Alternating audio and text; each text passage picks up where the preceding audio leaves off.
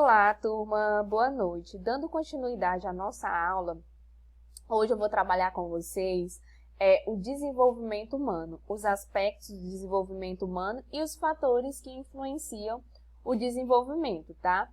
Pegando um gancho da aula anterior, vamos fazer uma recapitulação. Eu falei sobre aprendizado e falei também um pouco sobre o desenvolvimento humano. Quando eu falo de aprendizado, turma, eu estou querendo dizer que aprendizado ela vai acontecer a partir de uma interação que o sujeito tem com o meio em que ele está inserido, tá? E aí, a psicologia da educação, ela tem como objetivo estudar os processos de aprendizado e também compreender o desenvolvimento humano. Por que que isso é importante? Nós estudamos a importância disso na aula anterior, porque cada fase do desenvolvimento vai acontecer uma particularidade em que vai ser essencial para o aprendizado do sujeito, tá bom, turma? Então, vamos aqui. Quando eu falo, a criança não é uma adulta em miniatura, ao contrário, apresenta características próprias de sua idade. Compreender isso é compreender a importância do estudo do desenvolvimento humano.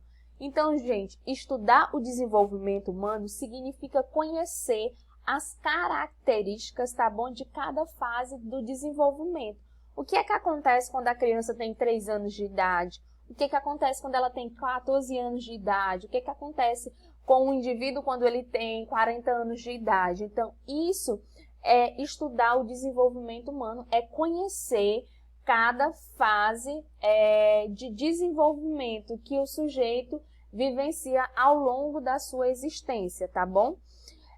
Então, turma, vamos compreender aqui, vou passar aqui o slide para vocês estarem atentos, deixa eu ver aqui se foi. Os fatores que influenciam o desenvolvimento humano. Vários fatores indissociados e em permanente interação afetam todos os aspectos do desenvolvimento humano. Quando eu falo de desenvolvimento humano, turma, eu estou falando do quê? Das fases que o sujeito vivencia ao longo da sua existência. Infância, adolescência, idade adulta e a velhice. Isso são as fases de desenvolvimento pelo qual o sujeito enfrenta ou vivencia. Quando eu falo que elas são indissociáveis, eu estou dizendo o quê? Que elas não são separadas, ou seja, cada aspecto desses, eles estão numa interação para que o sujeito vivencie o processo de aprendizado em cada fase. Vamos estudar cada uma delas de forma detalhada, tá? Então, vamos compreender. Fatores que influenciam o desenvolvimento humano está o que eu chamo de hereditariedade. Turma, é muito bonita essa palavra, às vezes a gente fala, isso é hereditário, mas vamos compreender isso dentro da lógica científica. Quando eu falo hereditariedade, eu estou falando sobre a carga genética que é transferida de geração para geração. Alguns estudos recentes comprovam que existe uma carga genética da inteligência, ou seja, do aspecto intelectual que é repassado de geração para geração. Então, vamos imaginar que o sujeito possui um nível intelectual alto. Ele, consequentemente, vai repassar esse nível intelectual para os seus filhos. Mas isso vai depender o quê? De uma interação entre esses fatores. A partir do momento, por exemplo, em que o meio influencia nesse aspecto. O sujeito pode vir com a carga genética, ok. Mas se o meio não contribuir para isso, com certeza esse fator ele vai sofrer uma modificação, ele não vai ser tão atuante no sujeito. É isso que eu estou querendo colocar para vocês. Então, hereditariedade é tudo aquilo que os nossos genes conseguem repassar para outras gerações, ok, turma? Vamos compreender agora o que eu chamo de crescimento orgânico, tá? Gente, o crescimento orgânico significa o crescimento físico do sujeito. Um exemplo disso é o aumento da altura do sujeito, é o ganho de peso do sujeito. Imagine uma criança. Uma criança, nas primeiras fases de desenvolvimento dela, ela passa pelo processo de crescimento orgânico muito rápido. Significa o quê? Dizer que a criança, nos primeiros anos de vida, ela vai o quê? Crescendo, ela vai se desenvolvendo, ela vai engordando, ela vai ter um crescimento ósseo, ela vai ter... Isso é o que eu chamo de crescimento orgânico, é o desenvolvimento físico da criança ou do sujeito. Compreendido, turma? Crescimento orgânico é o quê? É o crescimento físico, é o ganho de peso, é o ganho de altura, é o crescimento de, vamos dizer assim, ósseo do sujeito, que vai permitir que ele ganhe uma altura aí ao longo do desenvolvimento dele, tá? E isso acontece até uma certa idade. Lembrando que todos esses aspectos, turma, eles são particulares. Então, assim, é preciso a gente entender que vamos dizer assim, é esperado que entre tantos anos e tantos anos a criança comece a ler. É preciso a gente levar em consideração que o meio influencia o desenvolvimento dela, o aspecto intelectual também influencia, por isso que eu falo de uma interação entre esses fatores, tá certo? E o terceiro fator é a maturação neurofisiológica. Turma, quando eu falo de maturação neurofisiológica, é aquilo que permite um determinado padrão de comportamento. Professora, me traduza isso que você está me dizendo. Maturação neurofisiológica, vamos imaginar a palavra maturação. Turma, a maturação, vamos resumir essa palavra em amadurecimento. Então, quando eu falo em amadurecimento neurofisiológico, são dois aspectos aí. Os aspectos neurológicos, vamos pensar que é um aspecto, vamos colocar como um aspecto psíquico do sujeito, em que ele vai desenvolver. E fisiológico se refere do corpo.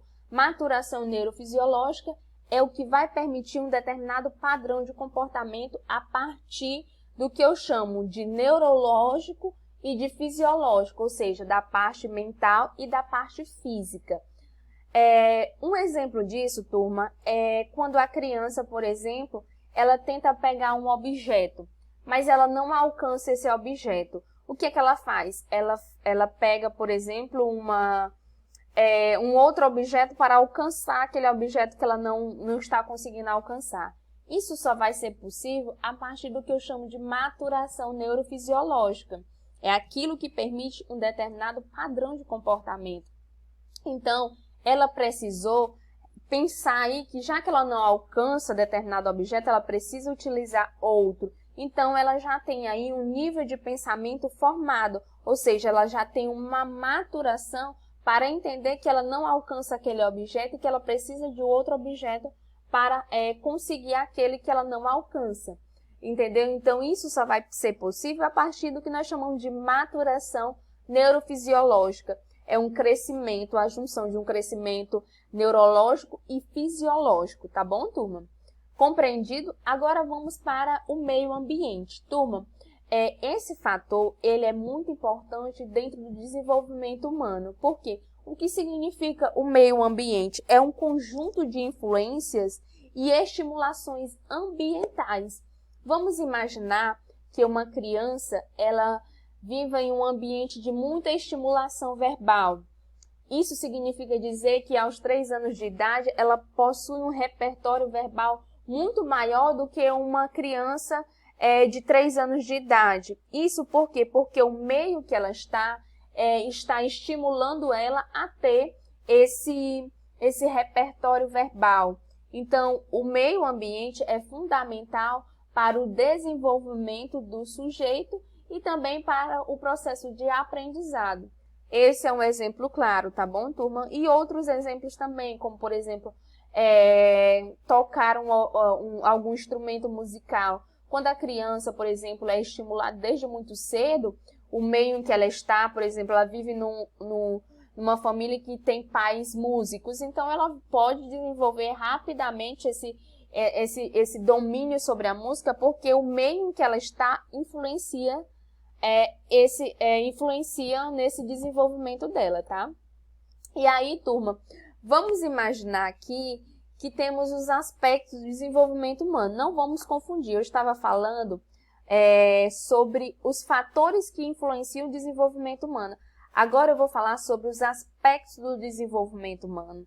O desenvolvimento humano deve ser entendido como uma globalidade, mas para efeito de estudo tem sido abordado a partir de 4 aspectos básicos. O aspecto físico-motor, tá bom, turma? O aspecto intelectual, o aspecto afetivo-emocional e o aspecto social, tá bom?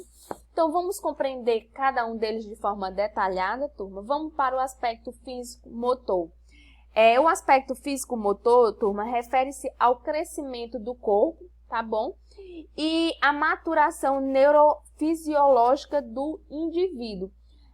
Vamos imaginar, turma, que esse aspecto ele seja a junção de uma maturação neurofisiológica, eu expliquei para vocês anteriormente o que era, e também um motor, né, que significa esses movimentos corporais que o indivíduo faz ao longo do seu desenvolvimento, tá bom? Vamos imaginar um exemplo. A criança com 7 meses de idade, ela, por exemplo, já tem alguns movimentos, mesmo que sejam limitados, mas ela, por exemplo, já consegue levar, por exemplo, a mão dela à boca, né? Isso é um aspecto físico-motor do desenvolvimento dela, né? Agora vamos para o aspecto intelectual. Gente, o aspecto intelectual é a capacidade de pensamento, tá bom? E de raciocínio. Vamos imaginar, mais uma vez, que o aspecto intelectual ele está relacionado à forma como o sujeito ele resolve determinados problemas dentro da sua vida. Mais uma vez aqui, turma, vamos imaginar, por exemplo, que a criança ela está em um jogo, aquele joguinho, por exemplo, de joguinho da velha, né, em que precisa colocar um X, né? Só um exemplo, ou qualquer outros jogos também, jogo da memória, jogo de reconhecimento do corpo, né? E a partir do momento que ela diz, esse aqui é um membro, esse aqui é um braço, esse aqui é uma perna, esse aqui é a cabeça, isso está relacionado ao aspecto intelectual, que é a capacidade dela pensar sobre o que é aquilo que ela está vendo, sobre o que é aquilo que eles estão estudando.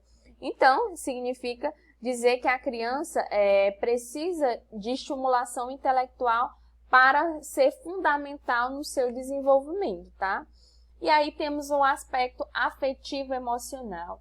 Turma, o aspecto afetivo-emocional, como o próprio nome já diz, é aquilo que envolve tanto a emoção como o afeto. É um modo particular de como o indivíduo integra as suas experiências. Isso é o que eu chamo de aspecto afetivo-emocional. Um exemplo disso, vamos imaginar que a criança ela vivencia várias experiências ao longo da existência dela. E algumas dessas experiências desenvolvem nela, permite que ela vivencie vários sentimentos, como por exemplo a vergonha, né? Sei lá, ela está em um ambiente, de repente algum coleguinha dela pega um objeto que ela está brincando, né? E de repente ela vem com aquele sentimento de vergonha de pedir o objeto novamente. Isso está relacionado ao aspecto afetivo emocional. É um modo particular como o sujeito integra essas experiências, tá bom?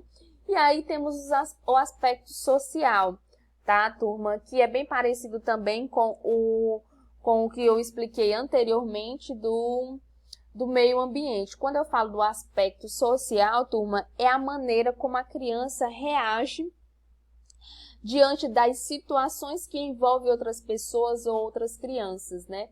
Então, vamos imaginar que dentro de uma brincadeira em que elas estejam, a criança ela consiga interagir dentro daquele meio. Então, o aspecto social é a capacidade da criança interagir dentro de um meio social que ela está inserida. É dela falar, dela colocar os seus desejos, delas colocar as suas vontades.